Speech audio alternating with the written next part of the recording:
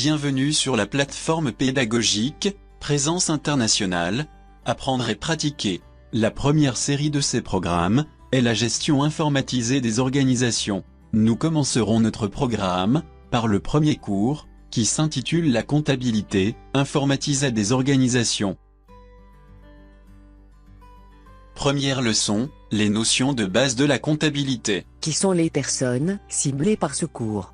Le présent cours premier de la série Gestion informatisée des organisations s'adresse à tous ceux et à toutes celles qui s'intéressent à la gestion comptable des organisations, notamment les directeurs, les chefs de service et, bien évidemment, les comptables. Il pourra également intéresser les informaticiens responsables des systèmes d'information de ces établissements. Comme tous les autres cours de la série Gestion informatisée des organisations, celui-ci alternera théorie et pratique. La partie théorique présentera les concepts et le vocabulaire de la comptabilité. La partie pratique vous permettra de réaliser, à travers des exercices concrets et en utilisant un logiciel professionnel, différents cas. Les solutions proposées sur la plateforme pédagogique du site Apprendre et pratiquer vous serviront à mesurer votre niveau de maîtrise de la matière présentée. La place de ce cours au début de la série s'explique par le fait que la comptabilité générale est la base du système de gestion des organisations. En effet, c'est vers le sous-système de comptabilité générale que convergent, en fin de période, les sommaires comptables des opérations introduites dans les différents sous-systèmes de gestion. Achat, vente, gestion des salaires, gestion des immobilisations, gestion des stocks, etc. Même si ce cours est essentiellement basé sur la pratique au moyen du logiciel, nous devons introduire quelques notions théoriques. C'est l'objectif de la première leçon.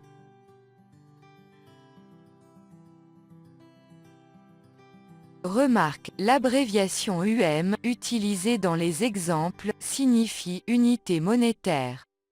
Elle pourra, selon le cas, correspondre à des euros, des dollars, des dinars ou toute autre monnaie propre au pays du lecteur. Nota bene, le terme organisation peut désigner une entreprise publique ou privée comme il peut désigner un établissement tel qu'une administration publique ou un centre universitaire. La notion de compte.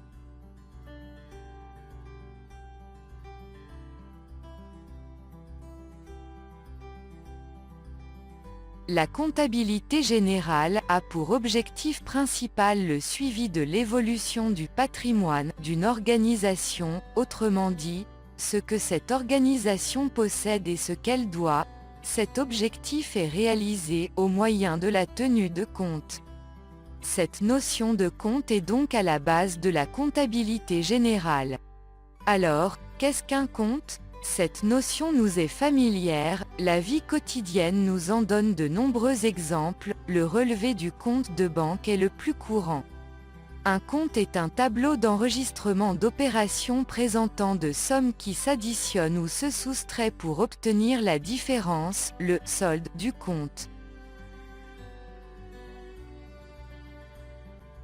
Schématiquement, un compte peut se présenter comme suit. On trouve dans un tel tableau 5 éléments de base. En premier, nous avons l'intitulé du compte, Banque du Coin, dans l'exemple ci-dessus. Le deuxième élément, c'est la date de l'opération à laquelle on a inscrit l'opération. Le troisième élément, c'est le libellé où sont enregistrées les indications sur la nature de l'opération. La quatrième colonne, c'est la colonne débit par convention à gauche où sont inscrites les sommes qui viennent en augmentation. Dans le compte de banque, on trouvera donc dans cette colonne les entrées de fonds. Le cinquième et dernier élément, c'est la colonne des crédits où sont inscrites les sommes qui viennent en diminution du compte. À noter une chose très importante est que les opérations qui figurent dans le compte sont classées selon l'ordre chronologique. Lorsque vous entendez débiter un compte, cela consiste à enregistrer une somme dans la colonne débit, par contre créditer un compte c'est enregistrer la somme dans la colonne crédit. Le solde d'un compte est débiteur si le total des débits est supérieur au total des crédits, il est créditeur dans le cas contraire. Le compte banque du coin ci-dessus renferme 2 opérations au débit et 4 opérations au crédit. Il indique, le 30 novembre, un solde débiteur de 89 600 unités monétaires. Une dernière remarque à propos des comptes caisse, banque ou CCP, ils sont toujours débiteurs. Vous y avez de l'argent. Vous ne pouvez pas avoir une somme négative en poche ou dans votre compte. Il en est de même des comptes de stock ou d'immobilisation, vous ne pouvez pas avoir moins 50 000 d'unités monétaires de stock de produits ou moins 100 000 unités monétaires de matériel de bureau.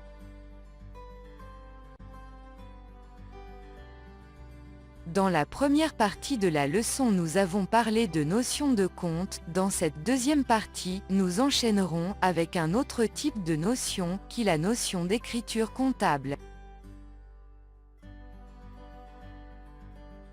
Dans l'exemple ci-dessus, le 18 novembre, Miloud a retiré 2500 unités monétaires de son compte.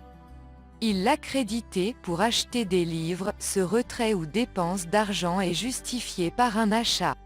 Cette dépense a augmenté par la diminution du solde en banque, cette opération affecte donc 2 comptes.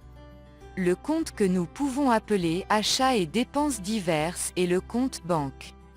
Il en est toujours ainsi en comptabilité, toute opération affecte au moins 2 comptes, les uns au débit, les autres au crédit. Certains comptes fournissent, ils sont crédités, d'autres reçoivent, ils sont débités.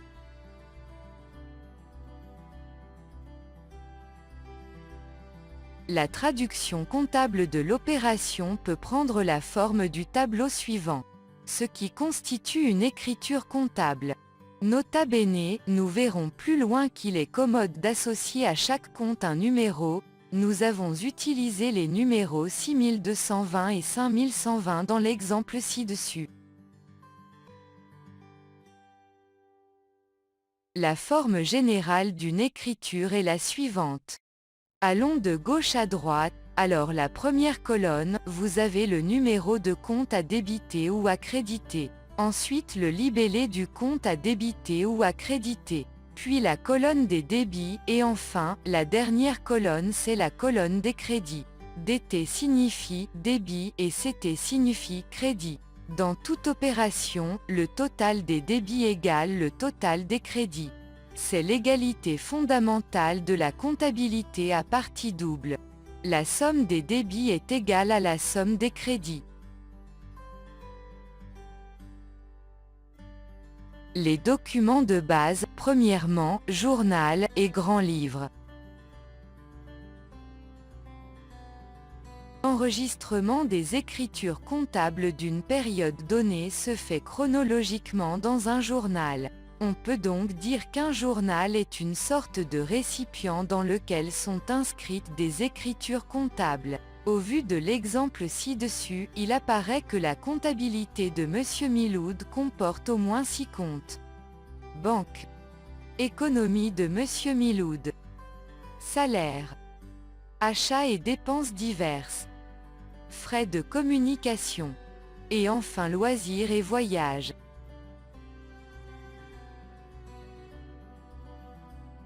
Comme pour les autres opérations qu'avait effectuées Monsieur Miloud. Durant le mois de novembre, vous constaterez que l'opération d'achat de livres a été saisie dans le journal des écritures comptables. Précisément le 18 novembre où le compte des achats a été débité et le compte banque a été crédité de 2500 unités monétaires. Ce journal ne permet pas de suivre les mouvements d'un compte en particulier. Le suivi des mouvements par compte apparaît dans un document appelé Grand Livre.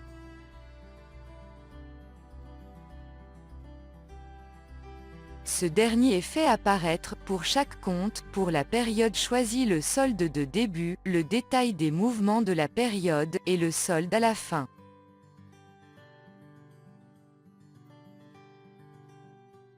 La balance générale des comptes.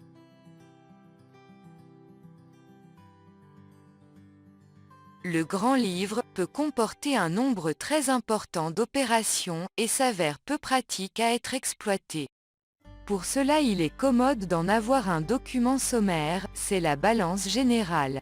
Celle-ci reprend le solde des comptes à la fin d'une période donnée, sans indiquer le détail des opérations. La balance générale se présente comme suit. Et regardez ce que cela donne si l'on compare les deux documents.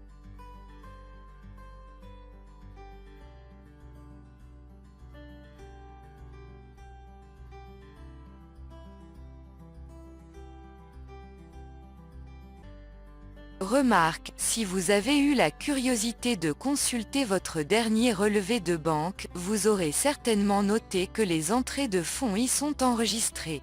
Dans la colonne crédit et les sorties dans la colonne débit, ceci semble contredire ce que vous avez lu plus haut.